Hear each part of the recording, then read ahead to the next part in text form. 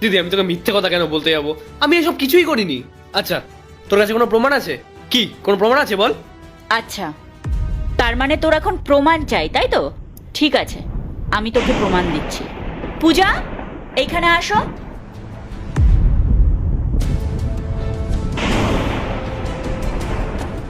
পূজা, তুমি এখানে? হ্যাঁ আমি। কেন ভাবতে পারোনি বলো যে আমি এখানে আসবো? কেন করলে তুমি এটা রাহুল? আমরা তো দুজন দুজনকে ভালোবাসতাম, আর তুমি তো আমাকে কথা দিয়েছিলে তুমি সারা জীবন আমার পাশে থাকবে। তাহলে তাহলে এখন কেন পালিয়ে বেড়াচ্ছ? আমরা তো একসাথে বসে সবটা ঠিক করে নিতে পারতাম, আমি নিজে বাড়িতে কথা বলতাম। কিন্তু তুমি কি করছো? তুমি এই সম্পর্কটাকে নষ্ট করার চেষ্টা করছো। তোমার কোনো ধারণা আছে রাহুল, আমি এখন কোন পরিস্থিতির মধ্যে আছি? এই সময় আমার সব থেকে বেশি প্রয়োজন তোমাকে, কিন্তু তুমি কি করছো? তুমি আমার পাশে থাকতেই চাইছো না। তুমি জানো আমি কত চেষ্টা করেছি তোমার সাথে কন্ট্যাক্ট করার, কিন্তু তুমি সব জায়গা থেকে আমাকে ব্লক করে দিয়েছো। শেষে একটা আননোন নাম্বারে কল করেছিলাম, তখন তোমার দিদি রিসিভ করলো। তোমার দিদি সবটা শুনেছে। ঠিকই বলে জানো রাহুল, একটা মেয়ের কষ্ট একমাত্র একটা মেয়েই বোঝে। তোমার কোনো আইডিয়া আছে আমার ওপর দিয়ে এখন কি ঝড় যাচ্ছে?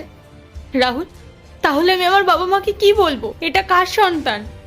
আমি কি অন্যায় করেছিলাম তোমাকে ভালোবেসে বলো? রাহুল, রাহুল আমি তো তোমাকে মন থেকে ভালোবেসেছিলাম, কিন্তু তুমি আমার সাথে টাইম পাস করছিলে। এবার আমি কি করব বলো? I am sorry Puja, please আমাকে ক্ষমা করে দাও। আমি সত্যিই তোমার সাথে অনেক বড় অন্যায় করেছি। এই সিচুয়েশনে আমার তোমার পাশে থাকা উচিত ছিল, আর সেটা না করে আমি কি করলাম? আমি তোমার সঙ্গে বাজে ব্যবহার করলাম। এটা করা আমার একদমই উচিত হয়নি। পূজা, পূজা প্লিজ আমাকে ক্ষমা করে দাও। দিদি যখন আমাকে বলল যে ওর সাথে এই সেম জিনিসটা হয়েছে, তখন আমি রিয়েলাইজ করলাম যে আমিও তো এই একই জিনিসটা তোমার সাথেও করেছি। দিদির কথা শোনার পর সেই ছেলেটার উপর আমার খুব রাগ হয়েছিল, কিন্তু সত্যি কথা বলতে আমিও তো এই ছেলেটারই মতো। পূজা, পূজা তুমি চিন্তা করো না, আমি সব কিছু ঠিক করে দেবো। পূজা, পূজা প্লিজ তুমি আমার এটা শেষ ভুল ভেবে আমাকে ক্ষমা করে দাও। আমি তোমাকে ডাক্তারের কাছে নিয়ে যাব, আর আমি কথা দিচ্ছি আমি নিজে তোমার বাবা মার কাছে গিয়ে বিয়ের কথা বলবো। আজ থেকে তোমার সব দায়িত্ব আমার, আমি নিজে তোমার খেয়াল রাখবো। এরকম আর কখনো হবে না। আই এম সরি পূজা, আমাকে ক্ষমা করে দাও। না রাহুল, তুমি এভাবে বলো না। আমি শুধু চাই তুমি আমার পাশে থাকো।